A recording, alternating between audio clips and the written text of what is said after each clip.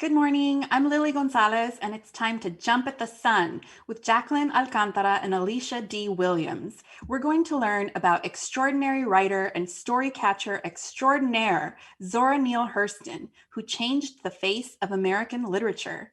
Jacqueline Alcántara is a freelance illustrator and artist whose books include The Field, written by Baptiste Paul, and Freedom Soup, written by Tami Charles. Jacqueline lives in Chicago, Illinois. Alicia D. Williams is also the author of Genesis Begins Again and an oral storyteller in the African American tradition. Okay, everyone, let's jump at the sun. Hello, everyone. We're so excited to be here. I am Alicia D. Williams, author of Genesis Begins Again and Jump at the Sun. And I'm here with my friend. Hi, everybody. My name is Jackie. I'm an illustrator. I illustrated this book that we're going to be talking about today called Jump at the Sun, and a few others. And we're very excited to share a bit of a story with you and teach you guys a little bit about Zora Neale Hurston. All right, so I'm going to, share. This is us. We're going to have a little questionnaire to see how much you are like Zora. I'll be taking it myself. And we're going to find out who Zora Neale Hurston actually was.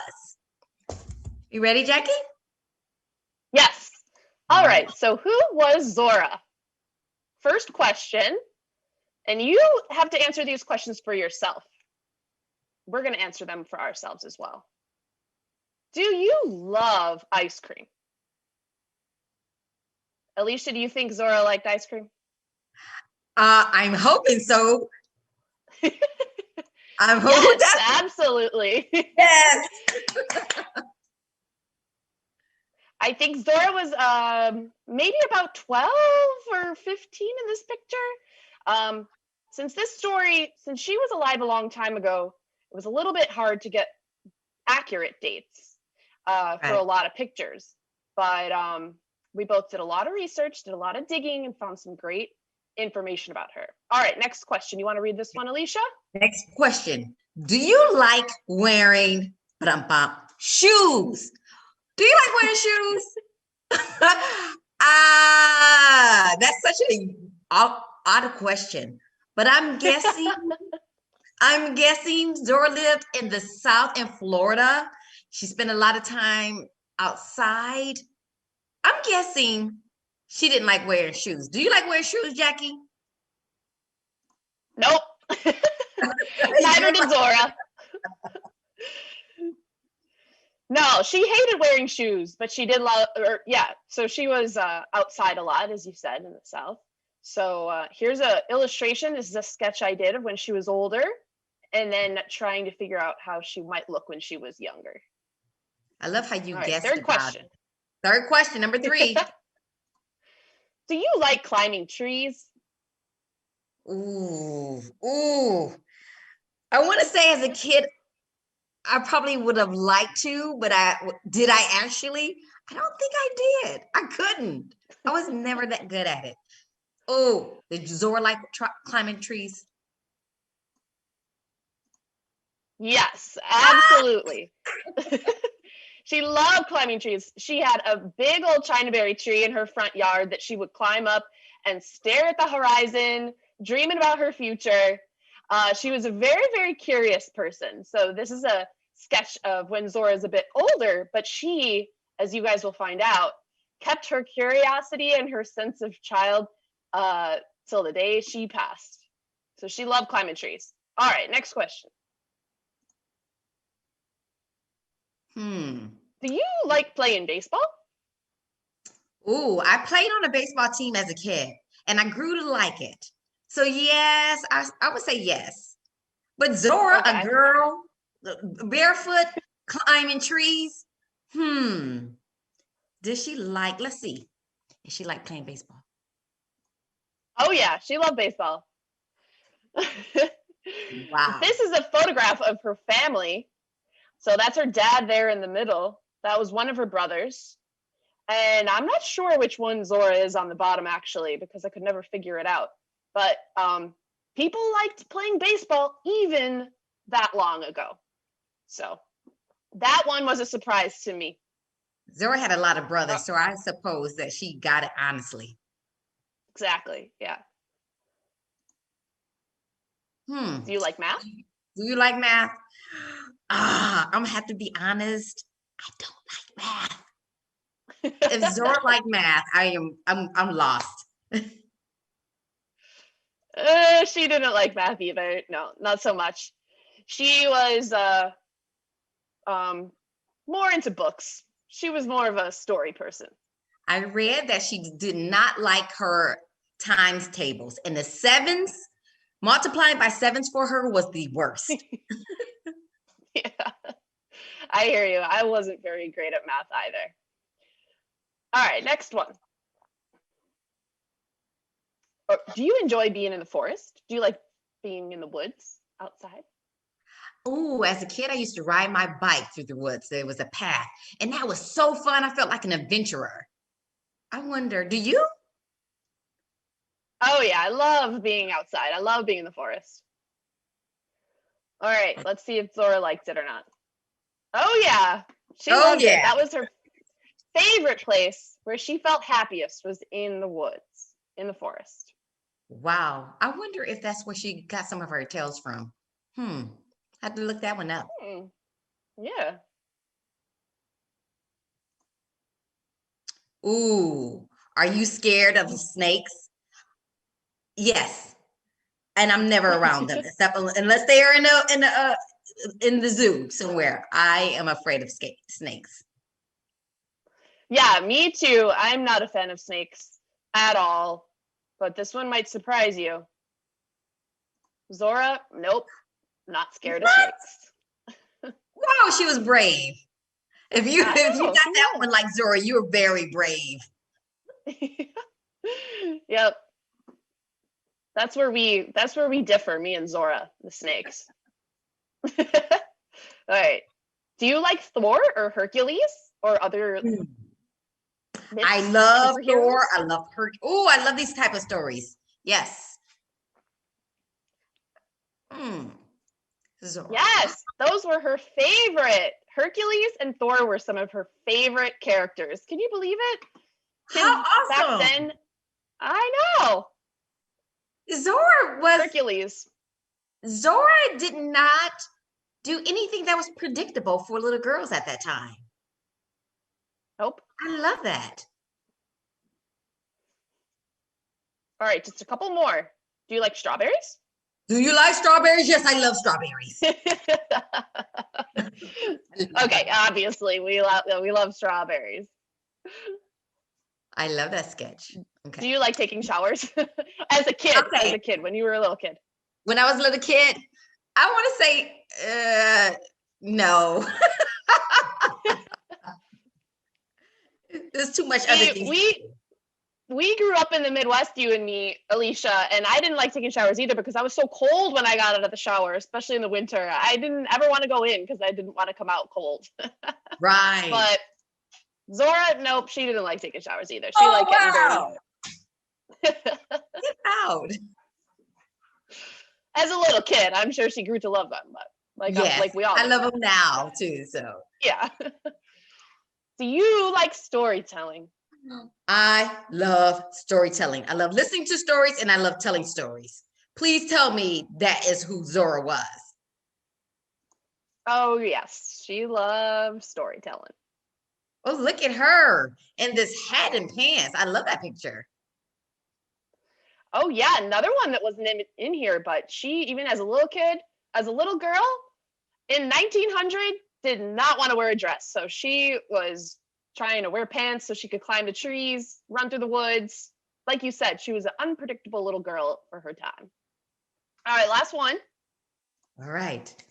Oops, I missed a word. Do you love adventures? Do I love adventures.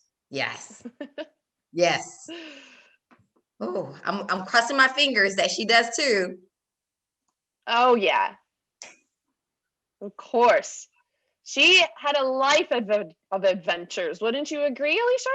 I would agree. Hence the many hats She wore many hats as a storyteller, an anthropologist.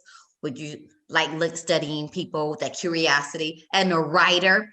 And you'll see that this photo was taken back in Ugali, Florida, when Zora went back home after collecting all these stories and started to type them up, her own stories herself.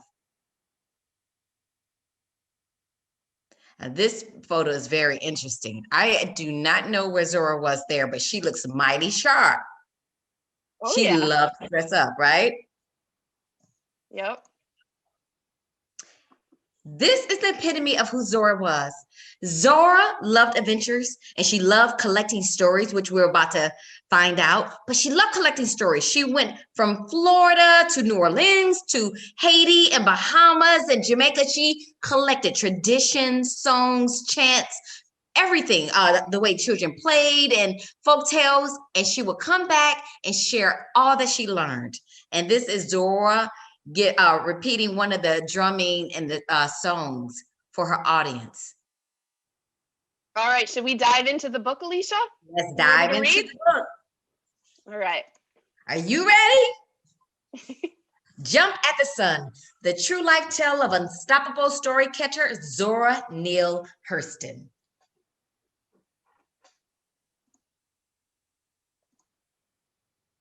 I love the hats.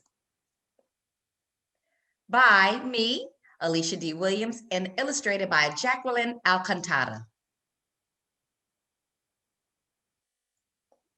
In a town called Eatonville, or a place where magnolias smelled even prettier than they looked, oranges were as sweet as they were plump, and the people just plain old got along, lived a girl who was attracted to tails like mosquitoes to skin.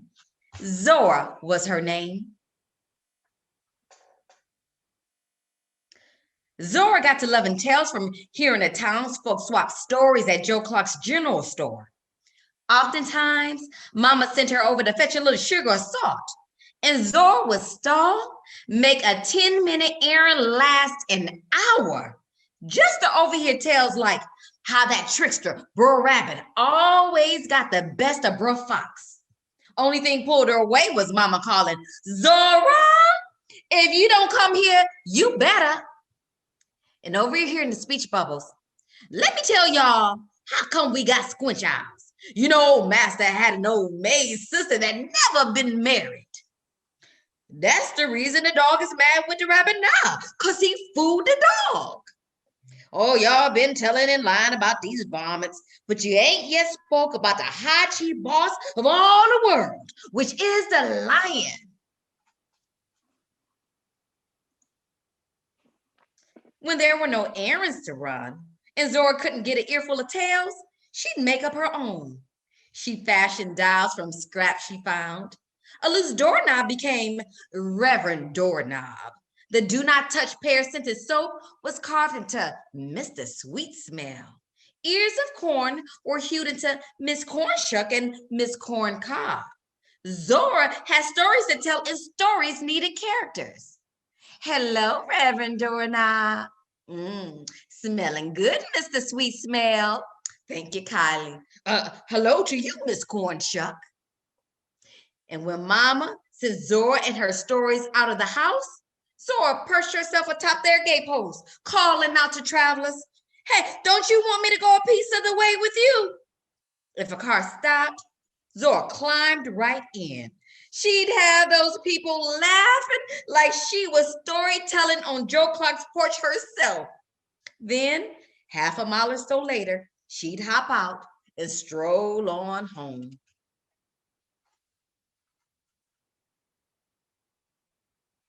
Now, back then, some folks called storytelling telling lies. And if Zora's preaching papa got home from church and caught her spouting them, he'd give chase lightning quick. Even Zora's grandma aimed to sting her backside, but never could. Now with Mama's arms stretched wide as tree limbs. Truth was, Mama approved of Zora's storytelling. She didn't fancy the idea of her children tilling land, so she encouraged Zora to jump at the sun. You might not land on the sun, but at least you get off the ground. Look at Mama's arms stretched wide.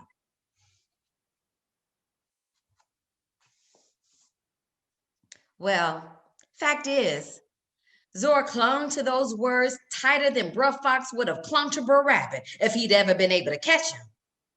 Zora needed him too, because one day, Mama got herself a chest cold that wouldn't get better.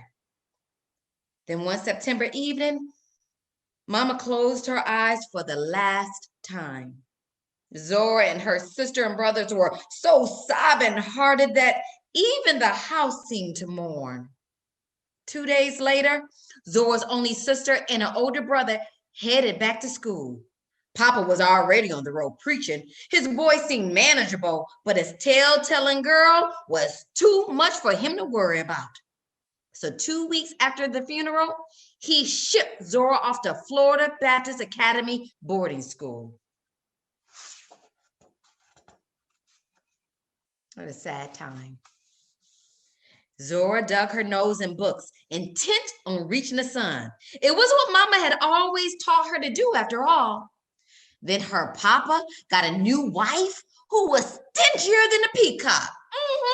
Zora's stepmother tight-fisted their money. School fees went unpaid, and back to Eatonville Zora went.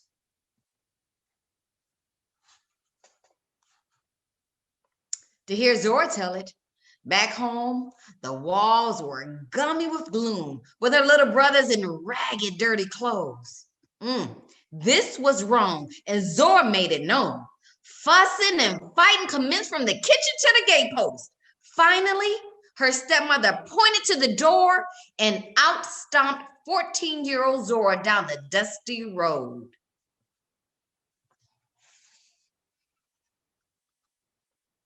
Though friends spared a pallet for sleeping, there wasn't time for Zora to be pondering the capers of Brer Rabbit. She had to earn her keep. But she was better at storytelling than holding a job. She was fired from maid jobs for reading the employer's books instead of cleaning. She up and quit babysitting her older brother's children when he quit on his promise to let her go back to school. For 12 long years, she traveled from job to job, from Florida to Baltimore, in and out of schools. Zora was miserable. Oh, except for when she spooned out Eatonville tricks and tales to who'ever sop them up. And sakes alive, folks were hungry.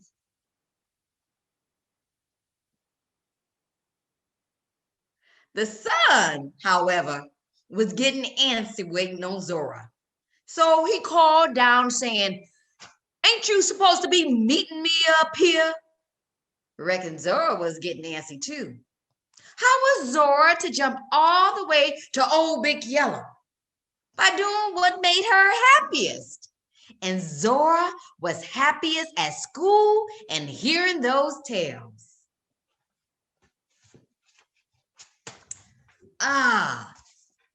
I wonder, Zora's mom had this mantra, jump at the sun. You might not land on the sun, but at least you get off the ground.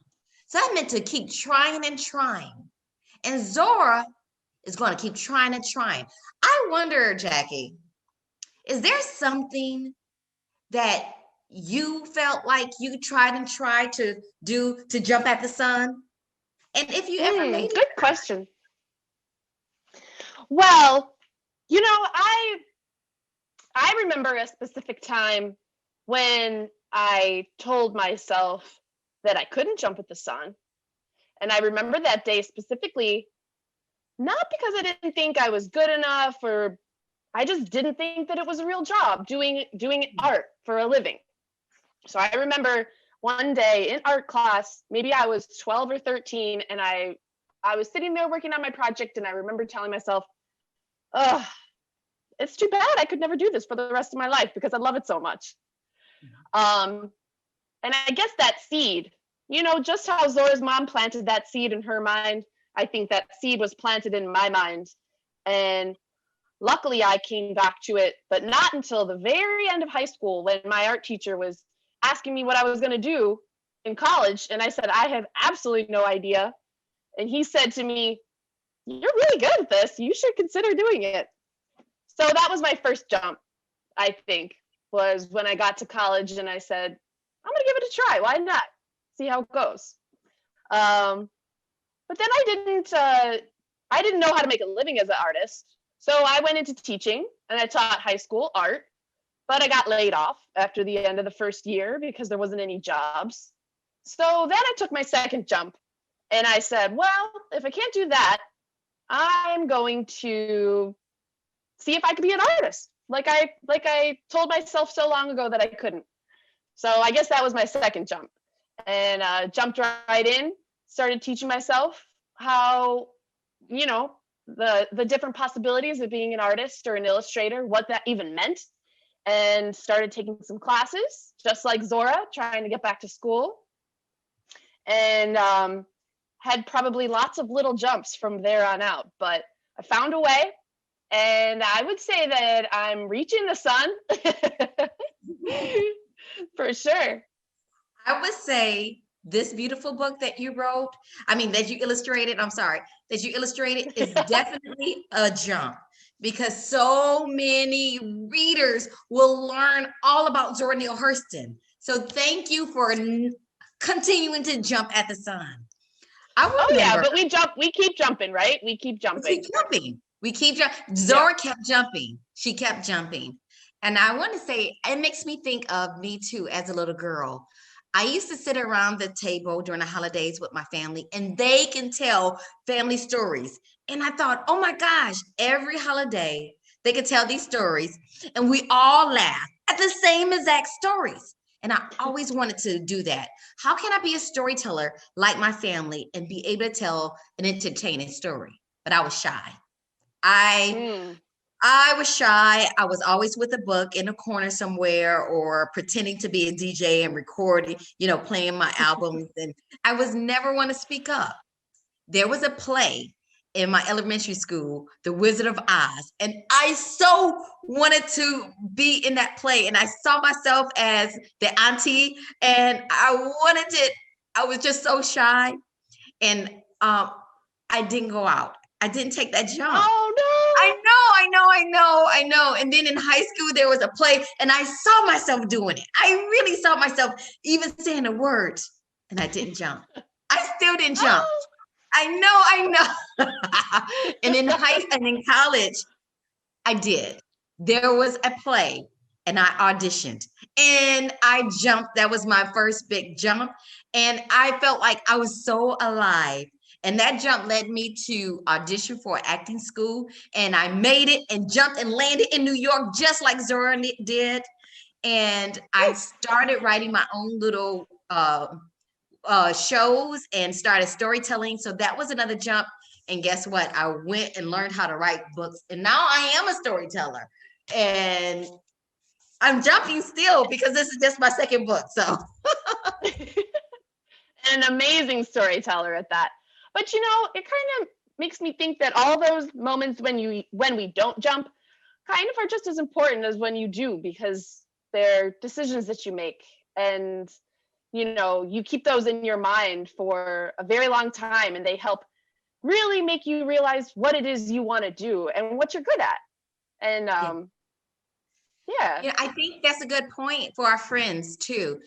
Even if you may not be brave at that moment, you keep trying to jump, and you will jump, and you may land on the sun, right?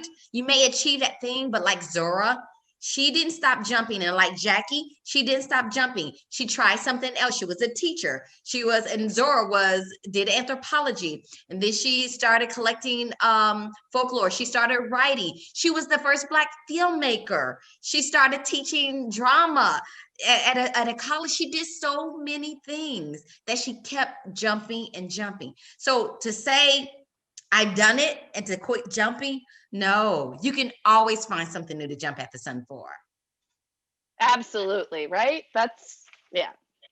So that brings me to a great question, Jackie. We talked about jumping at the sun, and for our friends, I remember reading, and we talked about that. Zora jumped at the sun, and she wore plenty of hats, right? And these Oh, yeah. hats almost represent all the jumps she made. Can you just give us a brief about what her dad said? Oh, yeah. Okay, I'm going to open up back up to the page. There'll be times where people will tell you not to jump. Exactly.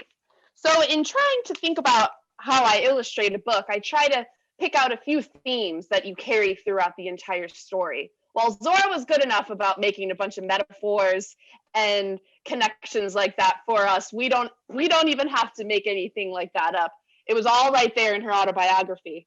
But one thing that really stuck with me was that her dad told her, "You're always trying to wear those big hats," which meant that, you know, only certain people were able to wear the big hats. And she wasn't one of those. So it's basically a metaphor for don't try to be somebody you're not supposed to be. Don't think too much that you're going to achieve that much in life, right? So, but her mom told her to jump at the sun. So for me, I wanted to have her mom in a big, beautiful hat here. And it was one reason I thought that actually Zora ends up wearing lots of hats throughout her life. Because her dad told her that, I think she made a point of jumping even farther, even higher. And hats are a bit of a metaphor for that. So she wears all different kinds that you can see throughout the book. But each one is representative of jumping just a little bit higher and a little bit farther. I'm trying something new. Thank you so much for sharing that. And once you read Jump at the Sun for yourself, I know we have to go. I just want to leave you with this tidbit. It is a wonderful scavenger hunt. You'll get to see all the different hats that she jumped, all the time she jumped, and the animals. I would love to picture walk. You will be able to spot the animals, the insects, the snails in there, and tell your own stories.